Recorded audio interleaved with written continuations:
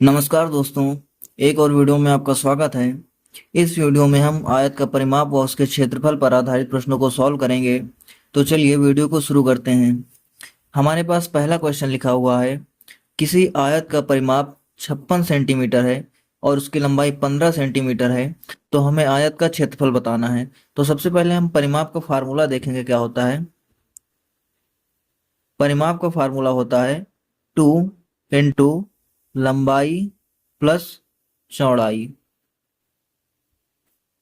तो यहाँ पर हमें परिमाप की वैल्यू दी हुई है 56 इक्वल टू 2 इंटू लंबाई की वैल्यू दी हुई है 15 प्लस चौड़ाई हमें निकालना है, हम इसे मान ले रहे हैं b। यहाँ से 2 से 56 कैंसिल हो जाएगा, कितना आ जाएगा हमारे पास 28 आ जाएगा। 28 इक्वल टू 15 प्लस b। यहाँ से हम b की वैल्यू यानी चौड़ाई की वैल्यू निकाल लेंगे। 28 में से 15 को हमें माइनस कर देना है। 28 माइनस 15 इक्वल टू b, कितना आ जाएगा 13। ये चौड़ाई कितनी आ जाएगी 13 सेंटीमीटर। अब हमें बताना क्या है, क्षेत्रफल बताना है। तो क्षेत्रफल का फार्मूला क्या होता है, क्षेत्रफल का फार्मूला होता है लंबाई गुणे चौड़ाई। तो यहाँ पर हम लंबाई रख देंगे, कितना है हमारे पास 15 सेंटीमीटर इंटू चौड़ाई कितना है 13 सेंटीमीटर।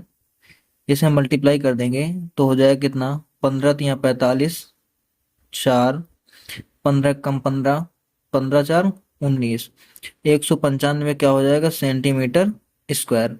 ये हमारा क्षेत्रफल का, ये हमारा क्षेत्रफल की वैल्यू आ गई। तो ऑप्शन बी हमारा राइट आंसर होगा। दूसरा क्वेश्चन देखते हैं। लिखा हुआ है एक आयत का विकर्ण, विकर्ण मतलब उसका कर्ण होता है 25 सेंटीमीटर है। अगर हम एक आयत बना लेते हैं तो ये होता है इसका विकर्ण। इसकी वैल्यू दी हुई है 25 सेंटीमीटर और लंबाई 20 सेंटीमीटर है। ये लंबाई है 20 सेंटीमीटर। तो हमें आयत का क्षेत्रफल बताना है। तो सबसे पहले तो हम चौड़ाई पता करेंगे, तभी जो है हमें आयत का क्षेत्रफल मिलेगा। तो यहाँ पर एक देखो ट्रायंगल बन रहा है, ये एक त्रिभुज बन रहा है। त्रिभुज में हम पाइथागोरस प्रमेय लगाएंगे। पाइथागोरस प्रमेय कहता है कि कर्ण का स्क्वायर इक्वल टू आधार का स्क्वायर प्लस लंब का स्क्वायर। ये पाइथागोरस प्रमेय है।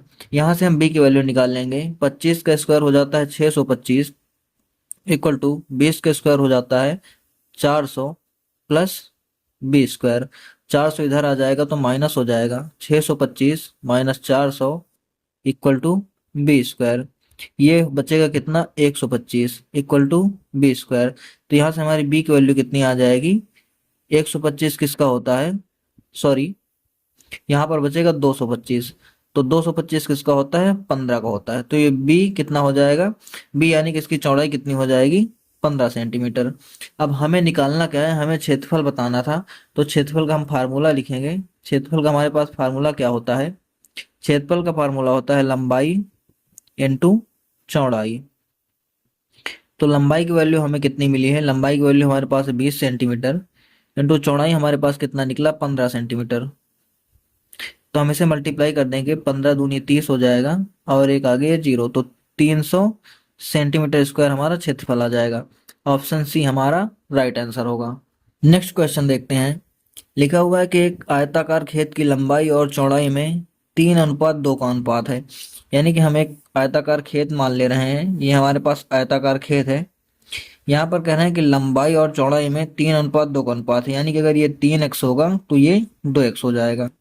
यदि खेत का परिमाप 100 मीटर हो तो हमें लंबाई बतानी है। परिमाप क्या होता है, परिमाप होता है चारों भुजाओं का योग।